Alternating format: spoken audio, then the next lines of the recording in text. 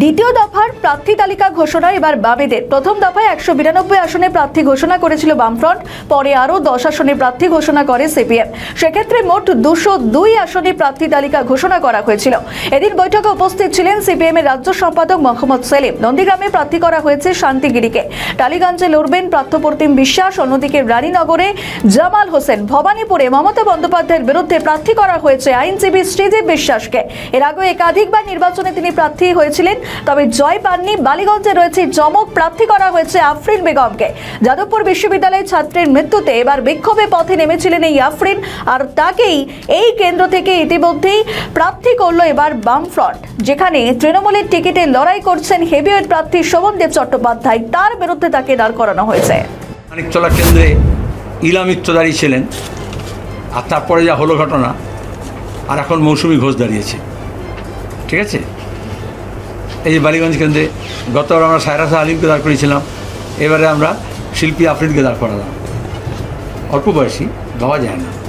এই যে তোমরা এখন বলো বামপন্থীদের মুখ নেই কেন, সেখানে দাঁড়িয়ে দীপশিতা, তার সঙ্গে হচ্ছে মীনাক্ষী, আরও নাম বলছে। রিপিটেড না, তুমি তো প্রশ্ন রিপিটেডই করছো। Don't repeat your question. Repeat তো বারবার করতে হয়, নাহলে তো মনের মধ্যে ধরে না। তো টালিগঞ্জ থেকে আসলে তোমার কোনো সমস্যা হতো না, বলিউড থেকে আসলে তোমার কোনো সমস্যা হতো না, হলিউড থেকে আসলে আরও আহামরি হতো। কিন্তু আন্দোলন, লড়াই, সংগ্রামের ময়দান থেকে উঠে আসে, সেখানে আরও বেশি মহিলাদের অংশগ্রহণ বাড়ছে। তোমাদের জানা উচিত, পঞ্চায়েত এবং পুরসভায় 1/3 সংরক্ষণ বামফ্রন্টই চালু করেছিল। আমি যখন কারিগরি শিক্ষামন্ত্রী ছিলাম, তখন আইটিআইতে, পলিটেকনিকে 20% মেয়েদের রিজার্ভেশন গোটা দেশের মধ্যে আমরাই পশ্চিমবঙ্গে চালু করেছিলাম। এটা মনে করে দিচ্ছি কারণ তোমার জন্মের আগের ঘটনা। এবং তারপরে 1/3 আসনের সংরক্ষণের কথা বারবার বলা হয়েছে গত 25 বছর ধরে। যতদিন গীতা মুখার্জি বেঁচে ছিলেন, তার গীতা মুখার্জি কমিটি রিপোর্ট পড়, বামপন্থী দৃষ্টিভঙ্গি কী, কোনো কসমেটিক না। এবং সেটা এখনও অ্যাসেম্বলি এবং লোকসভায় হলো না। বলা হচ্ছে বাবা মরিয়ে তো বেল বাটিয়ে।